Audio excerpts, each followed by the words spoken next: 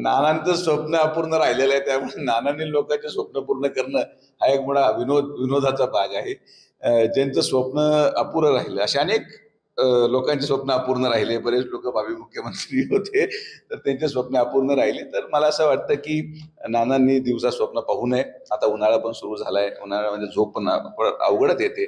तर दिवसाचं स्वप्न पाहत असतील तर ते स्वप्न कधी पूर्ण होत नाही. महायुती पूर्णपणे बळकट आहे आणि काँग्रेस एक बुडतं जहाज आहे, किंवा बुडलेलं जहाज.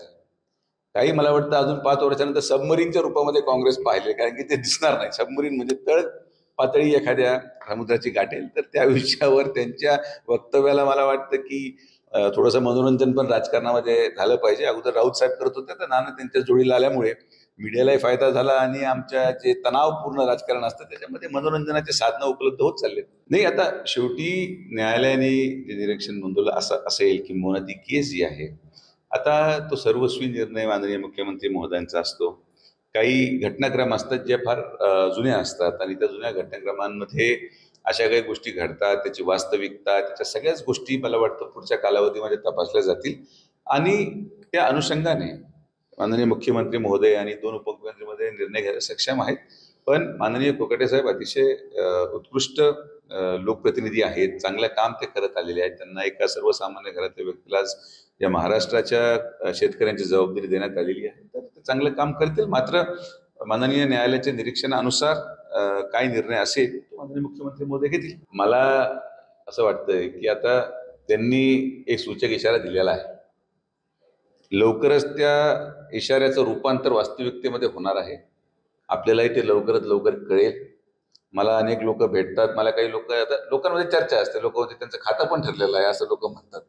तर या गोष्टी होतील. शेवटी जयंत पाटील साहेब एक ज्येष्ठ नेते आहेत, चांगलं अनुभवी नेतृत्व आहे पश्चिम महाराष्ट्राचं आणि त्यांच्या भरोश्यावर राहू नका. म्हणजे आता ते जे लोक पाहतात, जी परिस्थिती ते पक्षाची पाहत आहे की घरातला पक्ष आहे, त्याला म्हणतो होम प्रोडक्शन एखाद्या पिक्चरचं असतं तसं होम प्रोडक्शन आहे. माननीय पवार साहेब आहेत, त्यांच्या कन्या सुप्रिया सुळेताई आहे, त्यांचंच नातू रोहित पवार आहेत, त्याच्यानंतर त्यांचेच मानलेले पुत्र दुसरे जितेंद्र आव्हाड आहेत. तर एक होम प्रोडक्शन झालेलं आहे. या होम प्रोडक्शनमध्ये पिक्चर फ्लॉपच होतो.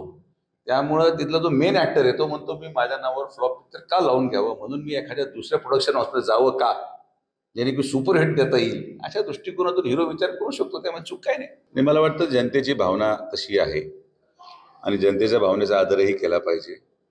शेवटी प्रशासनाने योग्य तो निर्णय वेळेस घेतले, या बाकीच्या गोष्टी टळतील. तर मुख्यमंत्री माननीय महोदय समर्थ आहेत. मला वाटतं लवकरच याच्यावर सकारात्मक निर्णय होईल आणि त्या कबरीचं जे काही तिथं त्या ठिकाणी सुशोभीकरण महाविकास आघाडीच्या कालावधीमध्ये झालं होतं त्याच्यावर आक्षेप आणि फार मोठं रणगंधने झालं होतं.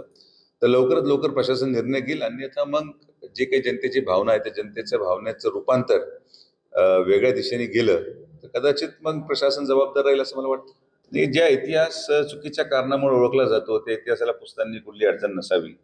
जसं आज राम मंदिर ज्या ठिकाणी निर्माण झालं, पण रामाचं मंदिर पाडून त्या ठिकाणी एक मस्जिद बांधली गेली होती, तर तो इतिहास पण आपण पुसला आणि आज परत जुन्या इतिहासाची पुनरावृत्ती. तर जे इतिहास समाजाला दिशा देईल, जे इतिहास समाजहिताचा आहे आणि जे इतिहास लोकांच्या भावनेशी निगडीत असेल त्या इतिहासाला महत्व आहे.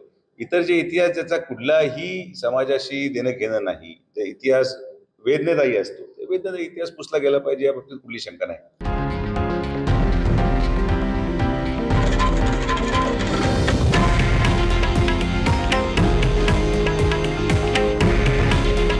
हे आहे देशातील नंबर 1 न्यूज नेटवर्क आणि आपण पाहत आहात TV9 मराठी. काळजी तुमची, हित महाराष्ट्राचं.